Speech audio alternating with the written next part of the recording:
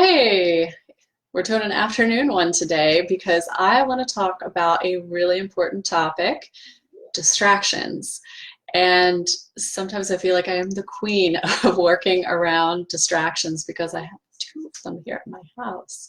And they're cute, they're sweet, and they want my attention all the time. So I get questions constantly from people when I'm out and about, when I'm at networking events or whatever, asking me how I work from home when I have little kids at home. Hi, here's one of my little distractions. This is Talia.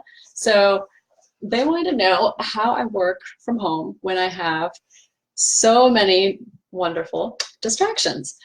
So the first thing that I suggest is if you're working on a project like your book, you have to know exactly what you need to do, right? And sometimes you need some quiet time. And Talia says yes. That quiet time doesn't always come during the day. So if you have distractions at home, the first thing I would look at, whether it is a child making a fish face or it is some other thing that is distracting you, such as Facebook or noise next door or whatever. Look at whatever the distraction is. Bye-bye. And see if you can actually address that distraction. So if your distraction is you love to type a little bit and then go check your email, or you type for a couple minutes and you're like, oh, something popped up on Facebook. There are ways to actually work around that. You can either shut off your internet while you are working, which will cut out all of it. You can turn off those notifications on your screen so you don't get the little pop-ups saying, ooh, there's another email. Someone looked at this email. Someone's messaging you on Facebook. You just got invited to another group. Hi, oh, there's another distraction. So if you can address the distraction and actually remove the distraction, that is the best way to do it. Take it. Loose tooth. She has a loose tooth. Take it head on. Because if that's keeping you from getting your book done, then you're just going to get frustrated with distraction. I'm Rapunzel. This is Rapunzel. You're going to get frustrated with distraction. Okay, bye-bye. And you're not going to finish your book. And that is your goal. So the second thing is to actually remove you or the distraction from the environment. So let's say it is one of your wonderful children. Maybe you can actually take yourself out of the environment. If you have the option, if you have a home office, lock your door. If you are working from home and you need to leave the house to be able to work, let's say your kids are home. Right now we're in the last week of summer here. My kids go back to school next week. So if you're working from home and you're able to say, hey, I need a sitter or grandma's coming over or whatever it is. Somebody's going to keep an eye on the kids. I'm going to a coffee shop. I'm going to go to my favorite restaurant and have lunch while I work. Whatever it is you need to do, removing yourself from the distraction or removing the distraction from your environment. So if you have a radio and you typically like listening to the radio or Pandora or whatever it is while you're working, but you discover that it's becoming a distraction because, hey, you know all those songs and it's a lot of fun to sing to the songs while you're working, that's a distraction. So remove that from your environment, shut it off, turn off the TV, move to another room.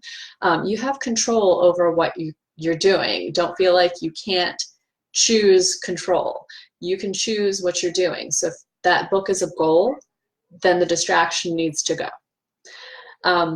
The third thing is to actually work with the distraction.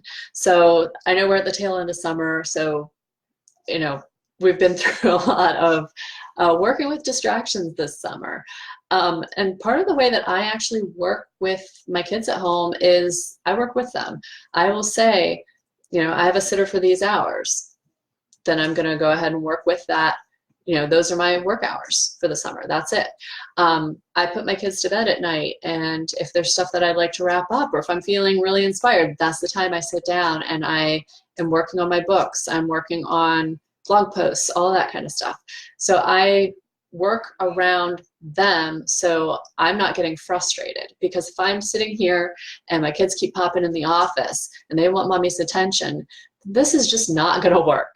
And sometimes you just have to say, you know what, change the plans, we're going to the park. Yesterday I actually took my kids to the pool, and I took some of the stuff that I've been working on. I've been working with a business coach this summer.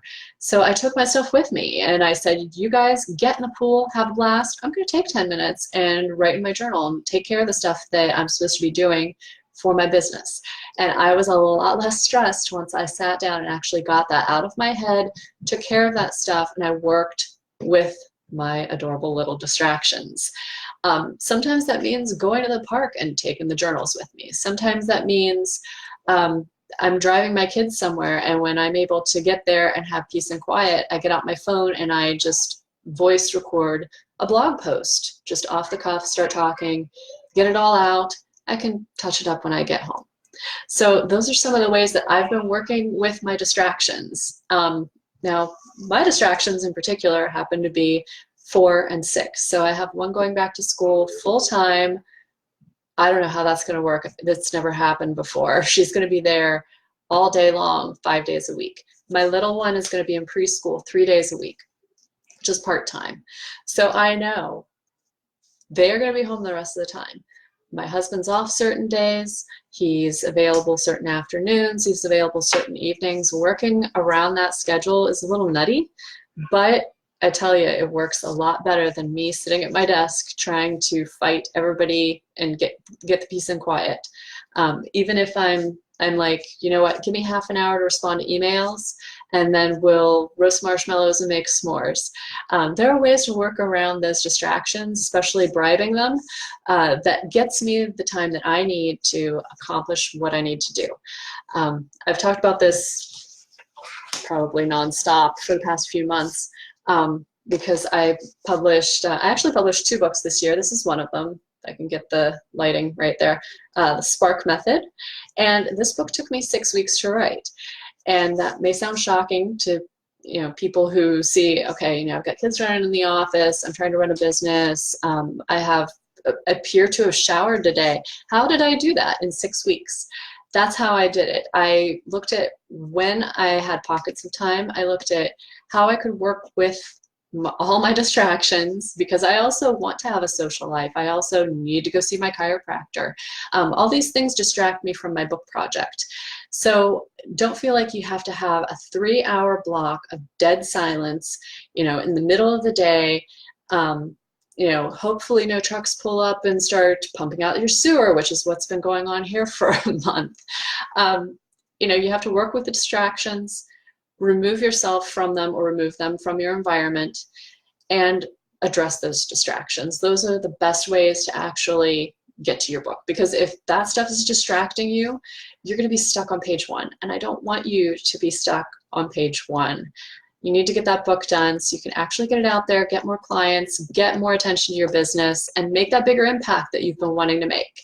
So tell me what your distractions have been this summer, if anything's been keeping you away from your book, or if you want some tips, if you need some assistance on what else has been keeping you from doing your book. Because we're headed into fall, but there are still 4 months left this year. You can actually write a book and be ready to publish it in January, in just 4 months. So it was nice jumping on here this afternoon. I'm happy to talk with anybody who wants to talk about a book. Drop me an emoji if you're excited. Give me a woohoo, give me a GIF, give me something, and let me know how you feel about writing your book. And if you're doing what I'm doing, working from home and living in this distraction-filled life, a little solidarity with you. So I will hop on here again another time. See ya.